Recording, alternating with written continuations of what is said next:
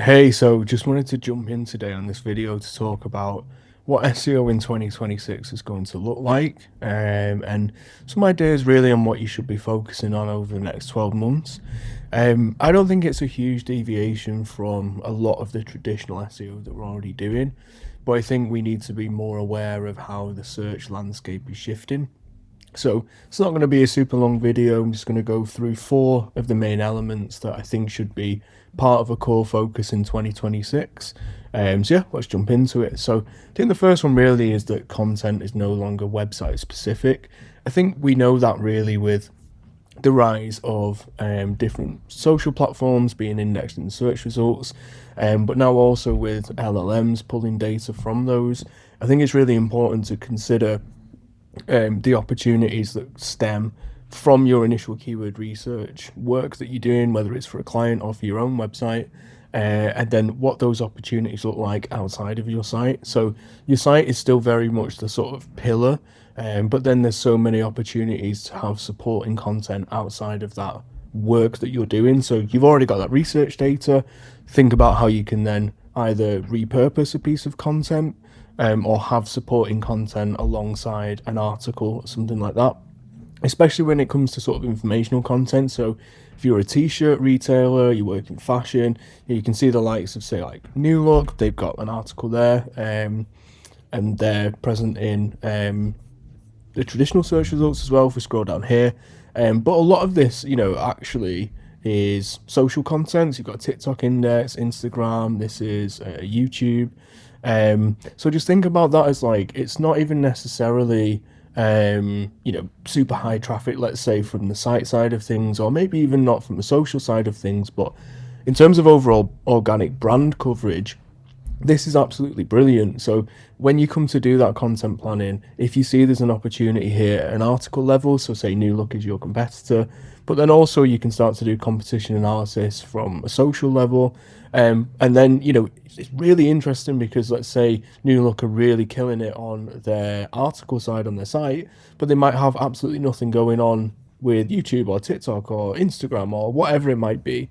So it's a really nice way to look at getting the most out of the keyword research work that you're doing. So whether you're paying for different tools or you've got loads of competition research or however you approach keyword research, it just gives that added element. So, in 12 months' time, you're not just looking back and going, oh, we should have considered that broader brand building element to organic SEO. So you can really make the most of that data. And that's what I really like about this is that, the whole SEO is dead thing. Well, actually, no, it's more about broader organic brand building. And this is a fantastic way of looking at it because you're reaching wider audiences that you otherwise wouldn't be able to potentially just through a website. But it still all stems from the SEO work that you're doing, from your keyword research, from the competition keyword gap, all of that sort of stuff. So yeah, when it comes to content, we're not just looking at the website, but we are using the website as a base to build out broader sort of brand organic visibility there. The next one is using traditional PR with digital PR and outreach. So it's no secret, the LLMs, if you looked at something like best, what did they do here? Best hairdryer for thick hair, or just a random long tail search. We can see that naturally there's a lot of news sites being quoted there. So, what have we got here? Yeah, you can see them all here.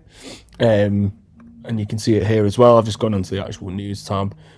So from a sort of traditional PR side of things, doing outreach in the same way, go into those journalists, see if you can get products listed. I guess, that would then fall under traditional PR. But then from that sort of broader outreach side, you've got things like this one here, Hairstyles Glory, last updated 2024. But, something like this that you might not see from within traditional search results. But we can then outreach to those as well. So it's joining those traditional PR efforts to link them up with, let's say, typical blogger outreach even, or maybe just broader influencer activity. So in the same way that we're looking at content and going, it's not just website specific, I guess then outreach and digital PR isn't just outreaching in the way that we have been doing in the past, you're combining those typical traditional PR elements to make the most out of LLM inclusions and traditional SERP inclusions, because let's be honest, a lot of that is just what you should be doing from an outreach perspective anyway. But it's really interesting to get those angles when you're looking at, say, the sources from ChatGPT, that they might be using smaller publishers alongside the likes of The Independent or The Sun or whoever. So using both of them and combining traditional PR with your typical digital PR activity and even broader blogger and influencer outreach, I know that's something that a lot of brands work on as well, but can go a bit broad with that. So this helps to really rein it in, because then you're looking specifically at who the LLM citing or what are the referring domains from the posts that are working well. And it's a nice way of being able to find potentially smaller bloggers and publishers that you might not have found anyway. So, maybe not obsessing over DR and traffic and just looking at the level of trust and relevance that's in those sites to get them cited, and including them as part of your ongoing outreach activity. The next one is just caring about crawl budget. I feel like Google especially is going to really tighten the reins on crawl budget in the coming sort of months, and we are already seeing that. You've got the helpful content update, and they're clamping down on sites with, overly sort of spammy content as well. But at the end of the day, crawling and indexing costs search engines money. So I feel like anything that you can do to really tighten your crawl budget just makes so much sense.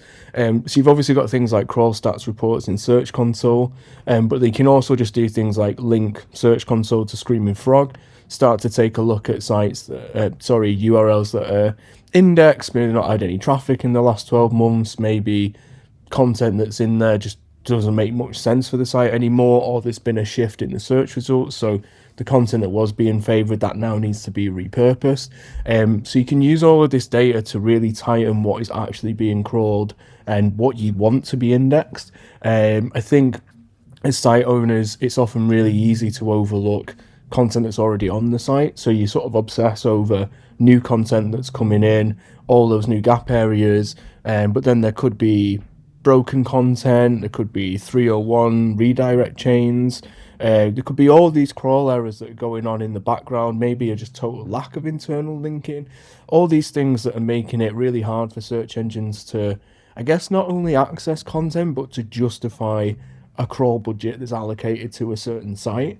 So the easier that you can make it for search engines to navigate the site and also serve the content that makes sense for them, when they're looking at your topical authority and what is contextual for you to be writing about, but also what makes the most sense for your audience.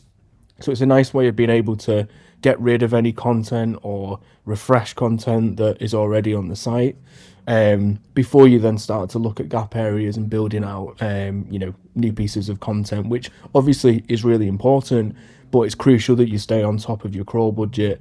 Even if it's a smaller site, this typically lends itself to much larger websites, but at the same time, if you can clean things up and make the job easier for search engines, then it's only going to be a positive thing. And the final one is that the on-page basics remain critical. At the end of the day, things like URLs, internal links, your headings, title tags, even things like meta descriptions, and how on-page content is conveyed, I don't see how that's going to change in terms of how critical it is for SEO success. So again, using something like Screaming Frog, just making sure that all the on-page elements make sense. But then also, internal linking, I think, is often one of the most overlooked aspects of SEO, and certainly from an on-page side of things. I've been working with a client recently where they saw a dip, and a lot of it was due to they completely changed their menu structures, and the anchor text for those primary category pages had completely changed. So a lot of it was like they were trying to incorporate multiple keywords, so they almost had like long tail anchor text. So as you can imagine, for users, the menus got quite busy, they're jumping around all over the place, but then also there's a muddled sort of sense of hierarchy and how the context of a page is conveyed to a search engine. So instead of just here's the keyword, that's the anchor text, it was multiple different keywords that should have all had their own pages. So that's a really good way of looking at internal links as well. Is also, obviously, is there anything missing and anything that you can add that would make sense to be internally linked from one page to another. But also is how you're using internal links and those internal anchors making the most sense for what search engines want to see, and does it make the most sense for users as well.